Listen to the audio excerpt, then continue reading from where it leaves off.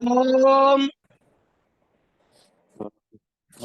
పఠామి సంస్కృతం నిత్యం వదామి సంస్కృతం సదా ధ్యాయామి సంస్కృతం సమ్యక్ వందే సంస్కృతమాదరం గురుర్బ్రహ్మ గురుర్విష్ణు గురుర్దేవో మహేశ్వరః గురుః సాక్షాత్ పరం బ్రహ్మ తస్మై శ్రీ గురవే నమః జ్ఞానానందమయం దేవం నిర్మలస్ఫటికాకృతిం ఆధారం సర్వవిద్యానాం హయగ్రీవముపాస్మహే శ్రీ గురుభ్యో నమః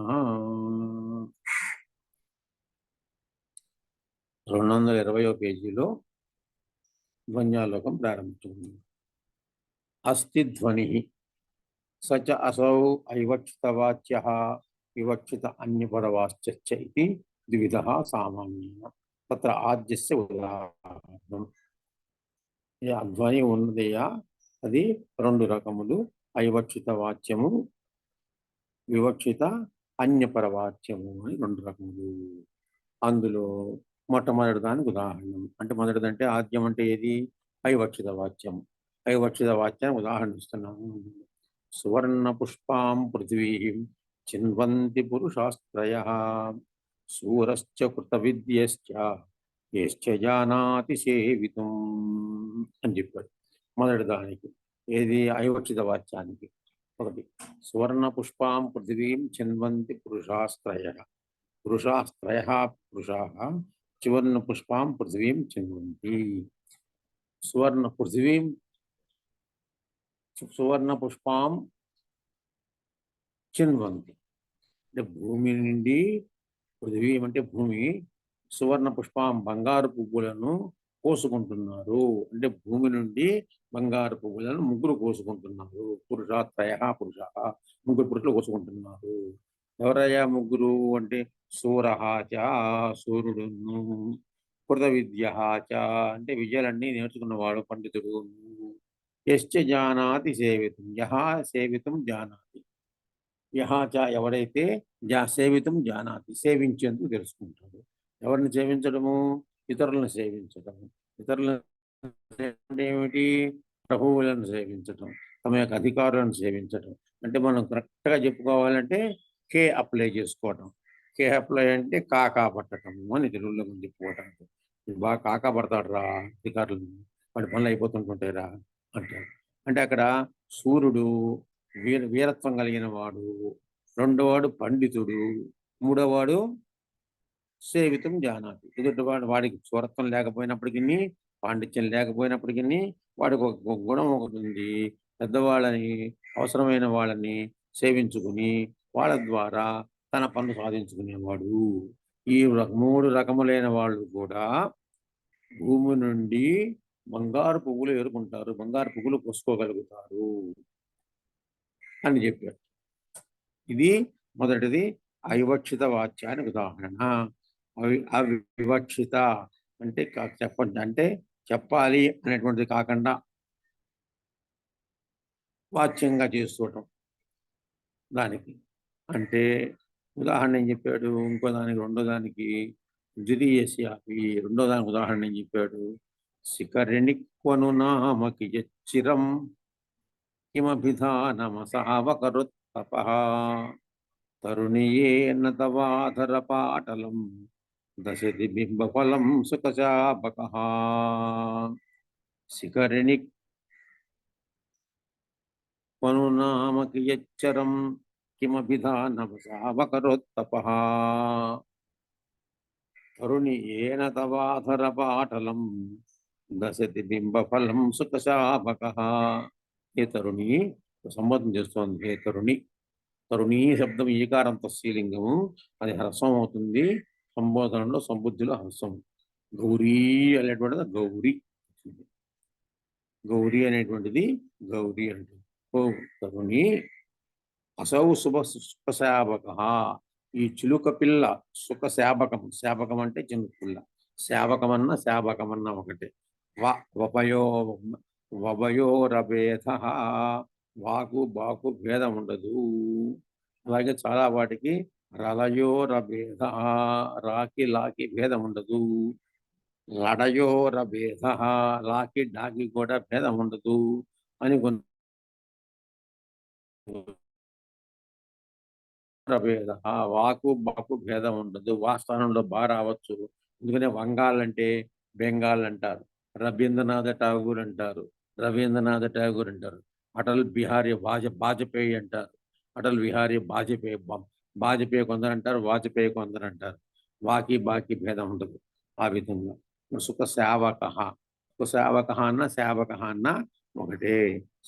సుఖ సేవక అంటే ఈ చిలక పిల్లుందే, ఏం చేసిందిట, పనామా ఏ శిఖరిణి, పర్వతం మీద. శిఖరిణి అంటే పర్వతం, ఎందుకని శిఖరములు గలదు శిఖరిణి, శిఖరములు గలదు శిఖరిణి అంటే పర్వతం మీద. కియచ్చిరం ఎంతకాలము, కిమభిధానం ఏమి పేరు గల తపస్సు చేసిందో. దేని చేతనంటే ఈయన తవ నీ యొక్క అధరపాటలం, అదరోష్టం వలె పంపిన బింబఫలం ఈ కొరుగుతూ ఉంది.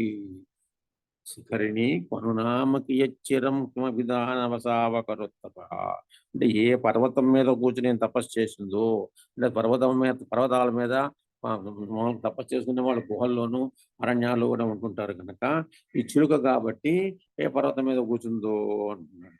ఎందుకన్నా అంటే తపస్సు చేయగా అది ఇక్కడికి చమత్కారం ఏంటిది, దశతి బింబఫలం, బింబఫలం దశతి అంటే బింబం అంటే మా దొండపండు, బింబఫలం, బింబాధరం అంటారు, బింబాధర, దొండపండు వంటి అధరము కలిగినటువంటిది బింబఫలం, దొండపండు లాగా. అధర పాటలం, ఈ యొక్క అధరము అంటే కింద కింద పెదవి, ఆ కింద పెదవి ఎలాగుందిట, ఎర్రగా ఉంది. ఎలా ఎర్రగా ఉంది, దొండపండు ఎంత ఎర్రగా ఉందో అంత ఎర్రగా ఉందిట. అంటే చిలుక దొండపండును కొరుకుతోంది.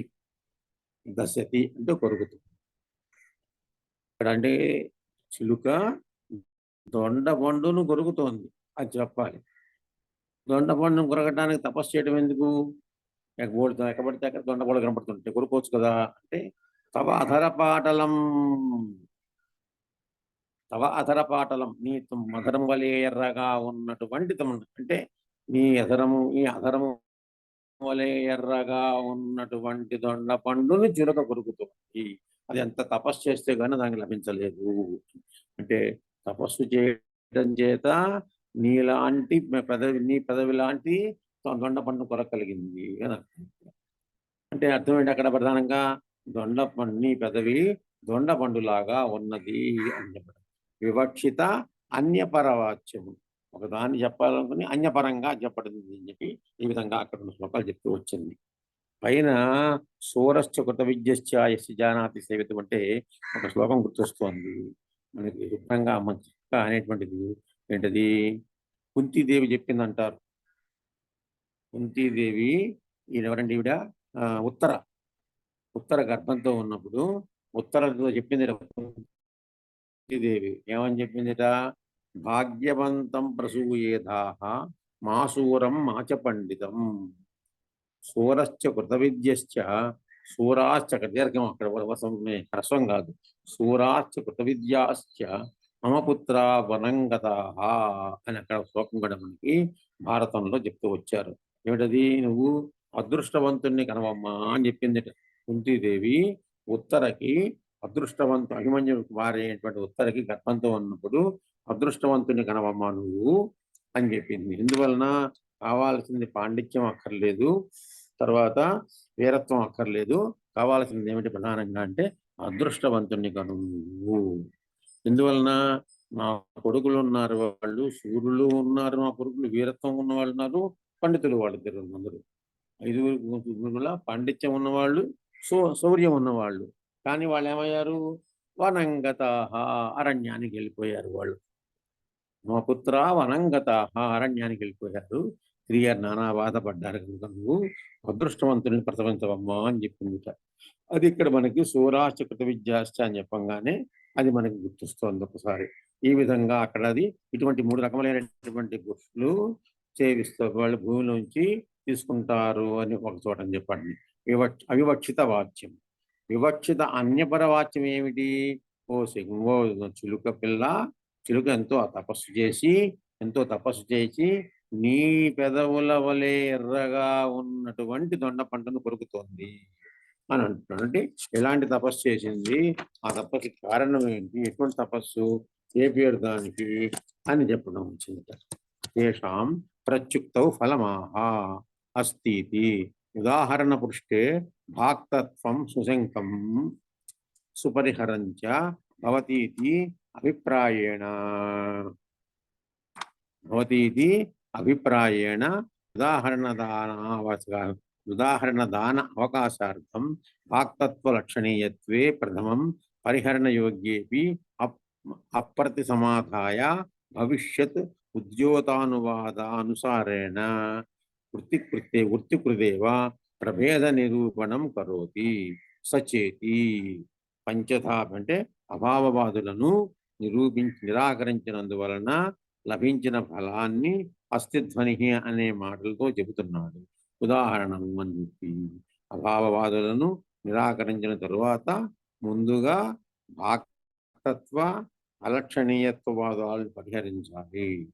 అయినా వాటికి సమాధానం చెప్పకుండా ముందు ఉదాహరణలు చూపించి తరువాత భాక్తత్వవాదాన్ని పరిహరించడంలో కూడా సౌలభ్యం ఉంటుంది అనేటటువంటిది భాక్తత్వవాదాన్ని ఆశంకించడం ఉంటుంది అనే అభిప్రాయంతో ఉదాహరణలు ఇవ్వడానికి అవకాశం ఏర్పడటం కోసం సచేత్యాది గ్రంథం ప్రారంభిస్తున్నాడు. ఇక్కడ చెప్పాడు. అదేవిధంగా ద్వితీయోద్యోతంలో అవివక్షిత వాచ్యస్య ఇత్యాదులలో అవివక్షిత వాచ్య వివక్షితాన్యపర వాచ్యాలను అనువదించుతున్నాడు. ద్వితీయోద్యోతంలో వీటి గురించి బాగా వివరించాడు అని చెప్తున్నాడు.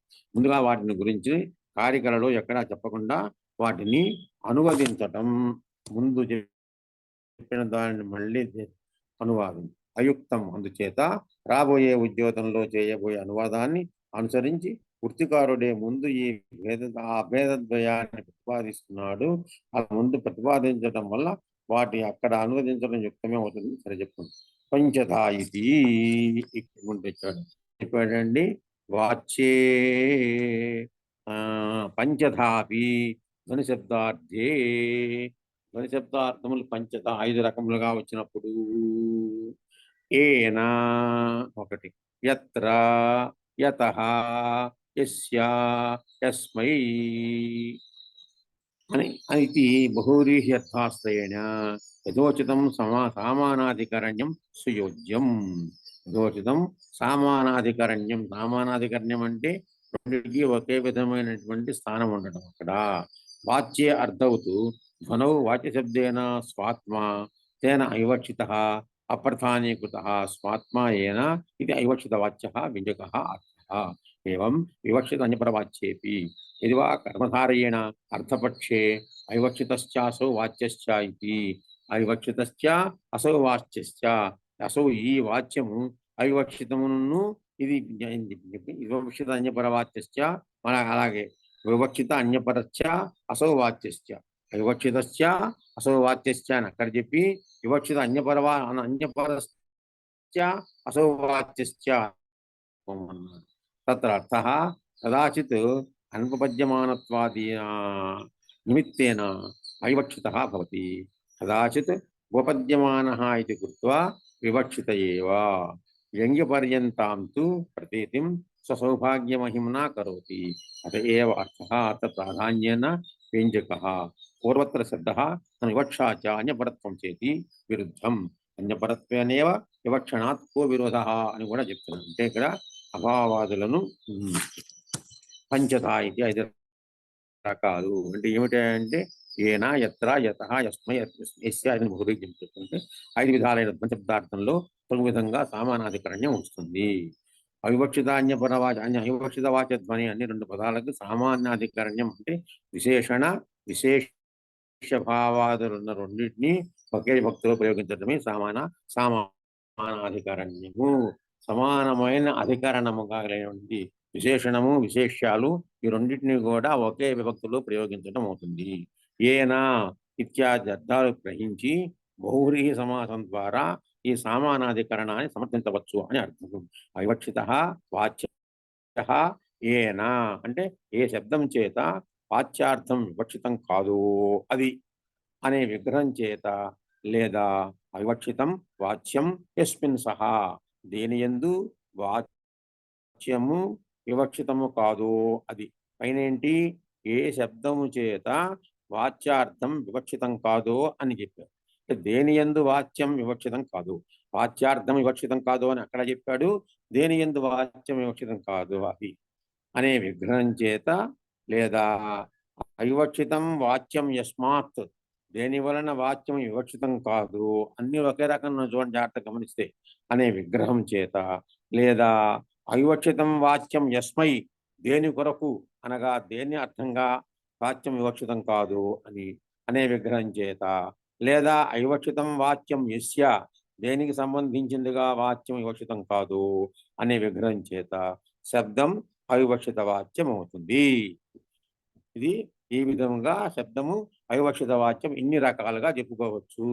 దేని చేత, దేని కొరకు, దేని వలన, దేని యందు ఇవన్నీ కూడా అంటే దేని వలన ఏన అంటే దేని చేత, ఏతః అంటే దేని నుండి దేని వలన అనుకుందాం. యస్మై యస్య అంటే దేని కొరకు, యస్మై దేని కొరకు, యస్య అంటే దేనికి షష్ఠీ విభక్తి, యస్మై అంటే దేని కొరకు అని ఈ విధంగా 5 రకాలుగా చెప్పుకుంటూ వచ్చాడు ఇక్కడ. ఇది మొదటిది అయింది అన్నాడు. ఈ విధంగా ధ్వని అనగా శబ్దము అనే పక్షంలో అర్థ సమన్వయం చేసుకోవాలి. ఇది ఒకటి. ధ్వని అనే పక్షంలో ఇది ఒక రకం. 5 రకాల్లోనూ ఇది ఒక రకము. 2 ధ్వని అనగా వాచ్యార్థం అని రెండవ పక్షంలో కూడా ధ్వని అంటే వాచ్యార్థం అనే పక్షంలో కూడా అవివక్షితం వాచ్యం ఏనా అంటే వాచ్యేన అన్నమాట. అంటే లేదా వాచ్యార్థం లేదా యస్మిన్ అవివక్షితం వాచ్యం యస్మిన్ లేకపోతే అవివక్షితం వాచ్యం యస్మాత్ లేదా అంటే అవివక్షితం వాచ్యం యస్య లేకపోతే అవివక్షితం వాచ్యం యస్మై అని కూడా 2 రకాలు చెప్పుకోవచ్చు. అది రెండో రకంగా మనకి వాచ్యం యస్మై అనగా ఇది ఈ విధంగా రెండో రకం వచ్చింది. ఇది 2. మూడో రకం వచ్చేటప్పటికి ధ్వని అనగా వ్యంగ్యం. ధ్వని అనగా శబ్దము రెండోది, మొదటిది. రెండోది ధ్వని అనగా వాచ్యార్థం రెండవ పక్షం. ఇప్పుడు ధ్వని అనగా మూడవది. మూడవ పక్షంలో కూడా అవివక్షితం వాచ్యం ఏనా అంటే ఏన వ్యంగ్యేన లేకపోతే అవివక్షితం వాచ్యం యస్మిన్ దేని యందు లేకపోతే మళ్ళీ అవివక్షితం వాచ్యం యస్మాత్ లేకపోతే అవివక్షితం వాచ్యం యస్య అవివక్షితం వాచ్యం యస్మై అనే విగ్రహం చెప్పుకుంటే అది కూడా మూడవది అవుతుంది. ఇక 4వది ధ్వని అనగా వ్యంజన వ్యాపారము. మొట్టమొదటిగా ధ్వని అనగా శబ్దము, 2 ధ్వని అనగా వాచ్యార్థము, 3 ధ్వని అనగా వ్యంగ్యము. ఇక్కడ 3 4వది ధ్వని అనగా వ్యంజన వ్యాపారము అని చెప్పే సందర్భంలో కూడా 4వ పక్షంలో అవివక్షితం వాచ్యం ఏనా అని ఒకటి. అంటే ఏనా అంటే వ్యంజన వ్యాపారం. యస్మిన్ అవివక్షితం వాచ్యం యస్మిన్ దేని యందు అయితే అవివక్షితం వాచ్యం యస్మాత్ దేని వలన, అవివక్షితం వాచ్యం యస్య దేని యొక్క, అవివక్షితం వాచ్యం యస్మై దేని కొరకు అనే విగ్రహం చెప్పుకోవాలి. 4 ధ్వని అనగా కావ్యం అనే 5వ పక్షంలో కూడా ఇది 5వది. 5ఏమో 4వది. ఏది ధ్వని అనగా వ్యంజన వ్యాపారం అనేటటువంటిది 4వది. 5వది ఏమిటి ధ్వని అనగా కావ్యము అంటున్నాను. 5వ పక్షంలో కూడా అవివక్షితం వాచ్యం ఏనా అంటే ఏన కావ్యేనా అని చెప్పుకోవాలి. లేకపోతే అవివక్షితం వాచ్యం యస్మిన్ కావ్యే, అవివక్షితం వాచ్యం యస్మాత్ కావ్యాత్, అవివక్షితం వాచ్యం యస్య కావ్యస్య, అవివక్షితం వాచ్యం యస్మై కావ్యస్మై కావ్యేన కావ్యస్మై కావ్యస్మై అవుతుందా కావ్యాత్ కావ్యాభ్యాం కావ్యేభ్య కావ్యాభ్యాం కావ్యస్మై లేదు తప్పొచ్చింది మళ్ళీ. కావ్యం నపుంసకం కదా. జ్ఞానాత్ జ్ఞానాయ కొరకు కదా.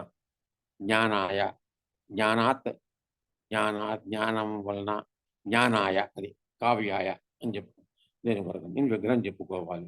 కానీ ఈ విధంగా మనం జ్ఞాన శబ్దము కావ్య శబ్దము 2 నపుంసకలింగం కాబట్టి ఇక్కడ పంచమీ భక్తిలో జ్ఞానం, ద్వితీయ ప్రథమాయ భక్తిలో జ్ఞానం అయింది.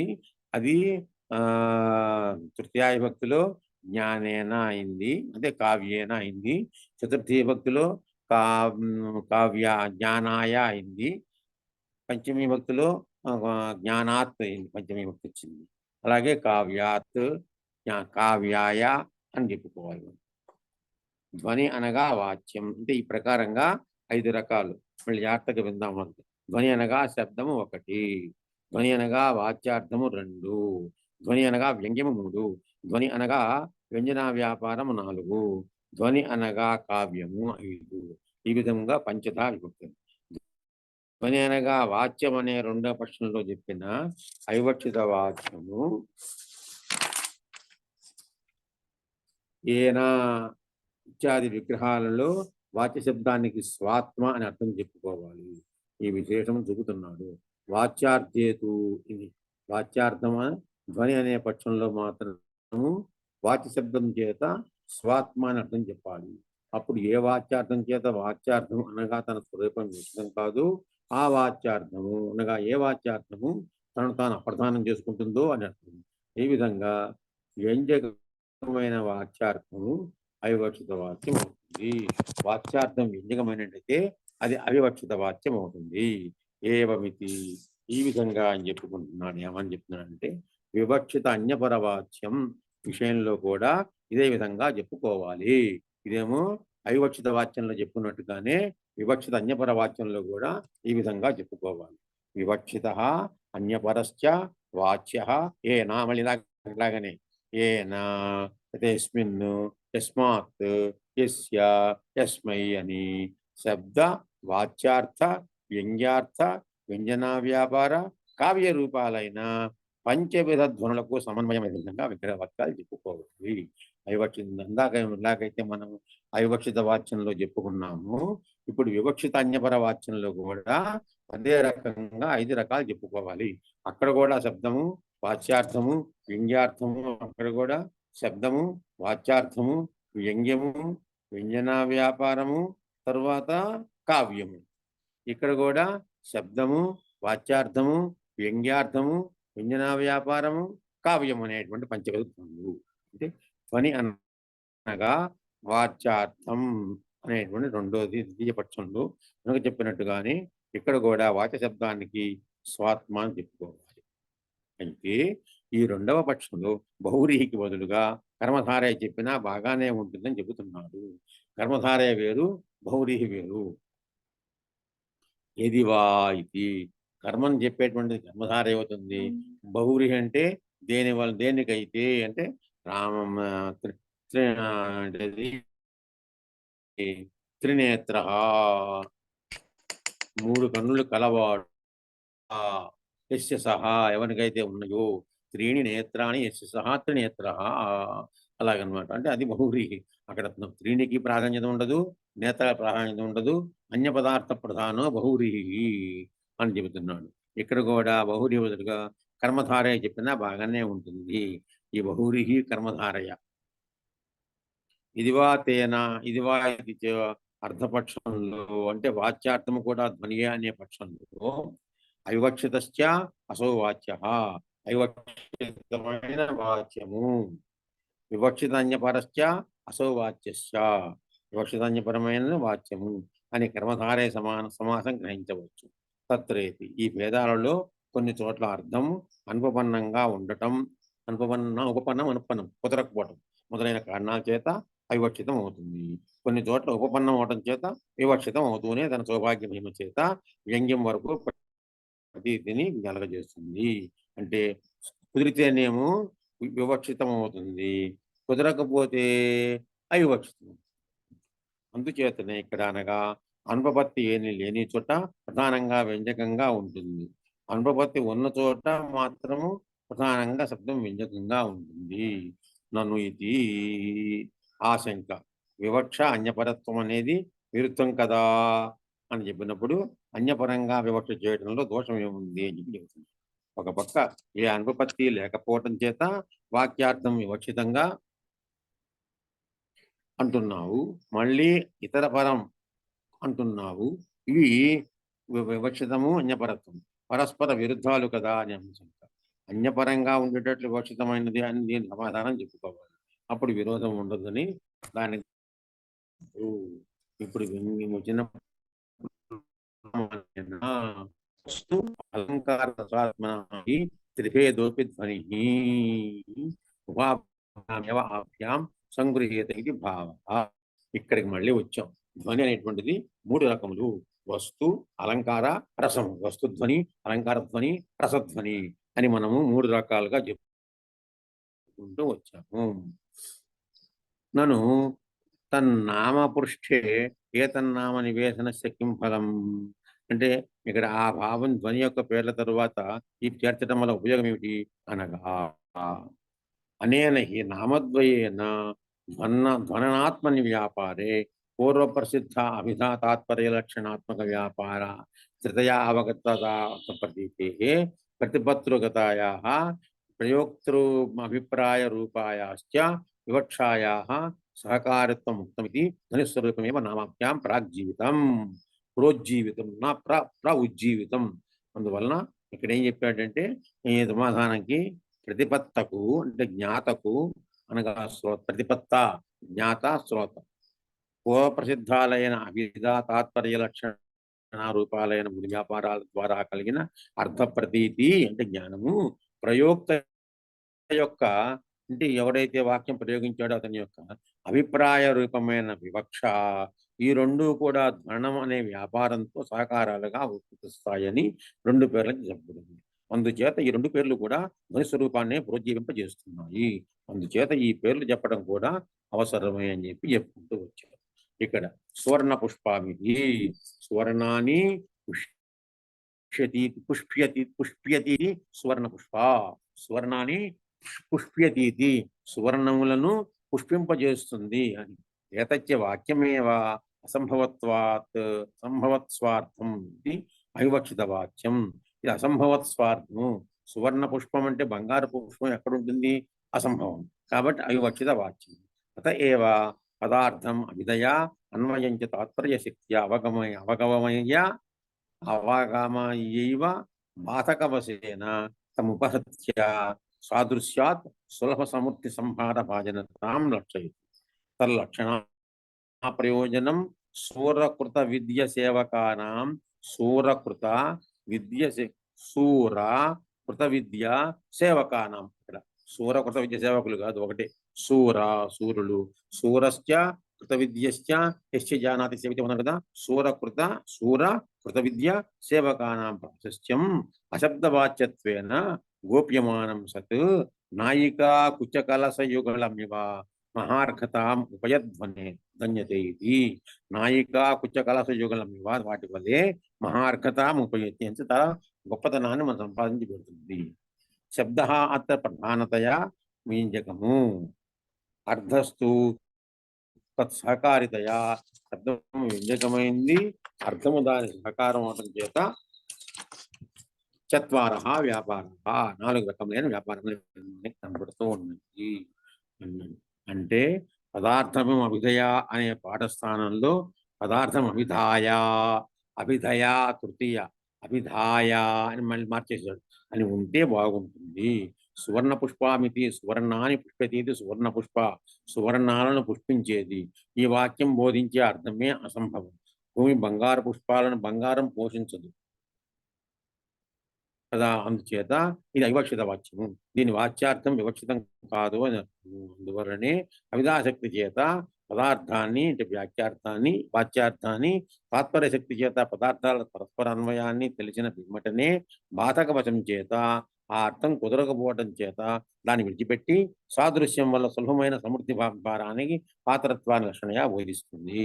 ఇందుకు నిమిత్తం సాదృశ్యము అనగా నేల మీద పూసిన బంగారు పువ్వులు ఏరుకోవటం వంటిదే ఈ సూరాదులు సంపాదించే సమృద్ధి. ఈ రెండింటికి ఉన్న సమయము తల్లక్షణేతి. ఈ లక్షణకు ప్రయోజనమైన సూర కృత విద్య సేవకుల ప్రాశస్త్యం శబ్దం చేత వాచ్యం కాకపోవటం చేత నాయికా కుచకుల సూచకం వలె కప్పబడి ఉండి గొప్ప విలువను పొందింది అనగా చాలా సుందరమైనది. అటు ఈ ప్రయోజనం గల ధ్వనింపబడుతుంది. ఇక్కడ ప్రధానంగా వ్యంజింపజేస్తుంది అర్థం. అర్థం దానికి శబ్దం అర్థం దాని సహకారిగా ఉంది. ఈ విధంగా ఇక్కడ 4 వ్యాపారాలు అభిధా తాత్పర్యము లక్షణాధ్వనికి ఉన్నాయి. నిగూఢంగా ఉండి వ్యంగ్యార్థము నార్యకుజ కుంభద్వయం వలె చమత్కారజనకంగా ఉంటుంది అని విషయంలో సాధారణంగా ఈ శ్లోకము ప్రసిద్ధంగా ఉదాహరిస్తూ ఉంటారు. నాంద్రీపయోధర ఇవాతితరం ప్రగాఢ నో గుర్జరీస్తన ఇవాతితరం నిగూఢ అర్థో గిరాం అభిహిత అపిహిత విహితశ్చ కశ్చిత్ సౌభాగ్యమేతి మరహట్టవధూ కుచాభ. ఇక్కడ 3 రకములైనటువంటి 3 ప్రాంతాల్లో ఉండేటువంటి స్త్రీల యొక్క సౌందర్యాన్ని వర్ణిస్తున్నాడు. ఆంధ్రీపయోధర ఇవ అజతరాం ప్రగాఢ. ఆంధ్రీపయోధర ఇవ ఆంధ్రజాతి స్త్రీ యొక్క పయోధర్మములే అజితరాం ప్రకాశ బాగా ప్రకాశింపజేయబడదు అంటే ఎక్కువగా బయటికి ఎక్కువగా ప్రకాశిస్తూ ఉంటాయి అని అర్థం. కాదు అని అంటే ఆంధ్ర ప్రాంతం యొక్కది. నువ్వు గూర్జరీ స్తన ఇవ. గుర్జరీ దేశం అంటే గుజరాత్ ప్రాంతం. ఆ గుజరాత్ ప్రాంతంలో ఉండేటువంటి వారి యొక్క వస్త్రధారణ మూలంగా అది బాగా నిగూఢంగా ఉంటాయి. వక్షస్థలం అంతా నిగూఢంగా కప్పబడి ఉంటుంది. అంటే అది కూడా కాదు అంటే ఆంధ్రదేశంలోని యొక్క స్త్రీల యొక్క అంటే ఈ ప్రాంత వాతావరణంలో ఉండేటువంటి స్త్రీల యొక్క వస్త్రధారణ వలె ప్రకాశము కాదు. గుర్జర ప్రాంతంలో ఉండేటువంటి వారి యొక్క వస్త్రధారణ వలె పూర్తిగా నిగూఢము కాదు. అర్ధో గిరాం అపిహిత పీతశ్చ కశ్చిత్ కొంత పీతము కొంత అపిహితము కొంత కప్పిపుచ్చటము కొంత కప్పిపుచ్చకపోవటము చేసి మరహట్టవధూపిచాపహ. మరహట్టవధు అంటే మహారాష్ట్ర ప్రదేశంలో ఉండేటువంటి ఆ స్త్రీల యొక్క కుచ ఆపహ వాళ్ళ యొక్క కాంతి ఆ వక్షస్థలం యొక్క కాంతి ఎలాగుంటుందంటే సౌభాగ్యాన్ని పొంది ఉంటుంది. అంటే కనపడి పీత అపిహిత అంటే మహారాష్ట్ర ప్రాంతంలో ఉండేటువంటి స్త్రీల యొక్క వస్త్రధారణంలో కంచుక ధారణంలో కొంత కనపడి కొంత కనపడకుండా లాగా కనపడకుండా అదే అందం చెప్పక్కడ. అస్థి నాస్తి విచికిత్సాహి హేతు శాతోదరిన్ అంటాడు శ్రీనాథుడు. మన శ్రీనాథుడు కూడాను అస్థి నాస్తి విచికిత్సా హేతు శాతోదరిన్ ఉన్నదా లేదా నడుము అనేటటువంటిది చెప్తుంటాడు. సదసత్ దీన్ని ఏమన్నాడు నైషధంలోను సదసత్ సంశయ గోచరోదరి. సత్ అసత్ సంశయ గోచరోదరిట. సత్ అసత్తు ఆ ఉదరము నడుము ఉన్నదా లేదా అన్నట్టుగా అక్కడ చెప్తే అస్థి నాస్తి విచికిత్స హేతు శాతోదరని అని చెప్పి శ్రీనాథుడు రాశాడు అని చెప్పి శ్రీహర్షుని యొక్క నైషధాన్ని తెలిగించినప్పుడు హరణ నైషధాన్ని తెలిగించినప్పుడు చాలా గొప్పగా రాశాడని చెప్పి చూసేవాడు కొంతమంది చమత్కారంగా మీ శ్రీనాథుడు ఏం రాశాడయ్యా డుమ్ములే కదా పెట్టుకుంది మా తీసేసుకుని మీ డుమ్ములు తీసేసుకో మా కావ్యం మాకు ఇచ్చేసేయి అన్నారని ఒక చమత్కారంగా మనకు కనపడుతూ ఉంటుంది. నీ డుమ్ములు నువ్వు తీసేసుకుని మాకు ఇచ్చేసేయి అని. ఎందుకని ఈయన యొక్క శ్రీహర్షుని యొక్క ప్రయోగాలను ఆనందించి ఆస్వాదించినటువంటి శ్రీనాథుడు ఆ ప్రయోగాలు కొన్నలాగే ఇచ్చాడు. గమికర్మీకృత నైక నీవృత అంటాడు అక్కడ నైషధంలో. గమికర్మీకృత నైక నీవృత. గమి కర్మము గమి ధాతువు గమ్ములు గతవు అని ధాతువు. గమికర్మీకృత నా ఏక. ఆయన ఏం చెప్పాడు శ్రీనాథుడు గమికర్మీకృత నైక నీవృతుడనై గంటిన్. గమికర్మీకృత నైకని అదే పదాన్ని విషయించి ఆ ప్రయోగాన్ని అలాగే చేసుకుంటూ వచ్చాడు. అంటే శ్రీహర్షుని యొక్క ప్రయోగాలు చాలా హాయిగా ఆనందంగా ఉండటం చేత ఆ ప్రయోగాలనే చాలా ప్రయోగాలు వాడుకున్నాము అని చెప్పి చెబుతూ ఉంటారు. అది తప్పేం కాదు, గొప్పతనమే. కానీ చమత్కారంగా తెలుగువారిని మాట్లాడుతూ సంస్కృతం వాళ్ళు మీ డూములు తీసుకోండి అయ్యా మాకంటే పదానికి కానీ చివరికి డూము కొట్టేసుకుని సంస్కృత పదం చేసుకున్నారు మీరు ఒకటి నై డూ అలా తీసేసి ఉండయా అని చమత్కారంగా అంటారు. అంత మాత్రం చేత శ్రీనాథుని యొక్క ఉపజ్ఞకి తక్కువేం కాదు. ఆయన పాండిత్యాన్ని తక్కువ చెప్పుకోక్కర్లేదు. శ్రీహర్షుడు ఎంత గొప్పవాడో తెలుగులో శ్రీనాథుడు కూడా అంత గొప్పవాడు మహానుభావుడు. కాబట్టే దాన్ని రాసేందుకు ఖండాన్ని కానీ ఇవన్నీ కూడా మరుత్తరాట్ చరిత్ర కానీ చిన్నారి పొన్నారి చరిత కూకటి నాడు రచయించి తినే మరుత్తరాట్ చరిత్ర అన్నాడు. చిన్న నూనూగు మీసాల నూతన యవ్వనంబున ఉడివితి సాలివాహన సక్కసతి చెప్పానని చెప్పి నిన్ను చెప్పుకుంటూ వచ్చి ప్రాయం ఇంకైనా వాలకుండా నన్ను చెప్పుకుని రక్షించవమ్మా అని చెప్పి ఆ తల్లిని సరస్వతీదేవిని ప్రార్థిస్తాడు. మహానుభావుడు శ్రీనాథుడు కూడాను. తెలుగులో గొప్ప మహాకవి ఎవరై అంటే కవి సార్వభౌముడు. పగులగొట్టించిది కంచుడక్క ఉద్భట వివాద ప్రౌఢి గౌడడిండి మబట్టు కంచుడక్క అంటాడు. గౌడడిండి బట్టు అనే ఆయన యొక్క ఒక డక్కా పెట్టుకుంటే కంచు డక్కని దాన్ని పగలగొట్టించాడు. ఆయనతో వాదించి ఆయన ఓడించి ఆయన డక్కాన్ని పగలగొట్టించి పారేశానని చెప్పుకుంటూ వస్తాడు. అటువంటి సామాన్యుడు కాదు శ్రీనాథుడు అంటే, చాలా గొప్పవాడు. దానికి చిన్న చమత్కారంగా శ్రీనాథుడు ఒకరోజు అక్కడ వెళుతున్నట్ట. వెళుతుంటే అక్కడ ఒక బావి దగ్గర పూర్వం అన్ని కదా దిగుడు బావులు కదా, దిగుడు బావుల దగ్గర కూర్చుని అందరూ ఆడవాడు స్నానం చేస్తూ ఉంటే అక్కడికి వెళ్ళి ఏదో మాట్లాడుతుంటే ఎవరయ్యా నువ్వు అని అడిగారు. ఈయన ఏం చేశాడు చమత్కారంగా శ్రీనాథుడు అని చెప్పడానికి మూలంగా అని చెప్పడం కాకుండా స్త్రీలకు నాథుడిని నేను అన్నట్టు. చమత్కారంగా కొంచెం ఆడవాళ్ళని చూసినప్పుడు కదా కొంచెం సరదా పుట్టి స్త్రీలకు నాథుడిని నేను అన్నట్టు అనేటప్పుడు అందులో ఒక ఆవిడ ఉంది. అది ఇది నెల్లూరు ప్రాంతం. అందులో ఒక ఆవిడ ఉందిట. అలాగా తల గొప్పవాడు అయితే మీ అమ్మగారును అక్కయ్య గారు కొన్ని సోదరు కూడా స్త్రీలే కదా అనుకుంట. మీ తల్లి మీ సోదరి మణులు కూడా స్త్రీలే కదయ్యా అంది. అనేటువంటి అమ్మ ఎంత దెబ్బ కొట్టేశావమ్మా నీకు నవ్వుకుని ఓహోహో మీరు నెల్లూరు నెరజానలు కదా అన్నట్టు. నెల్లూరి నెరజానలు కదా అని చెప్పి అన్నట్టు. ఇది మహానుభావుడు శ్రీనాథుడి యొక్క విశేషాలు చెప్పుకోవటంలో వచ్చింది. ఇక్కడ ఏం చెప్పాడంటే మా అర్ధో గిరా మా పిహితశ్చ శస్వ కశ్చిత్ సౌభాగ్యమేతి మరహట్టమధూకుచాభ.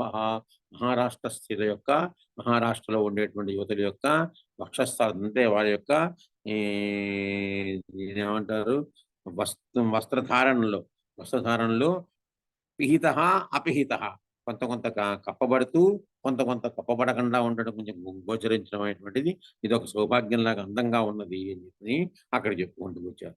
ఇక్కడ ఏం చెప్పాడు శిఖరణీతి నహి నిర్విఘ్న ఉత్తమ సిద్ధయ అపి శ్రీపదవదాతయ ఇమాం సిద్ధిం విదధ్యు దివ్యకల్ప సహస్రాదిశ్చ అత్ర కాలః నచ ఏవం విధోత్తమ పరగజనకత్వేన పంచాగ్ని ప్రభృత్య తపః సుఖం తవేది భిన్నం పదం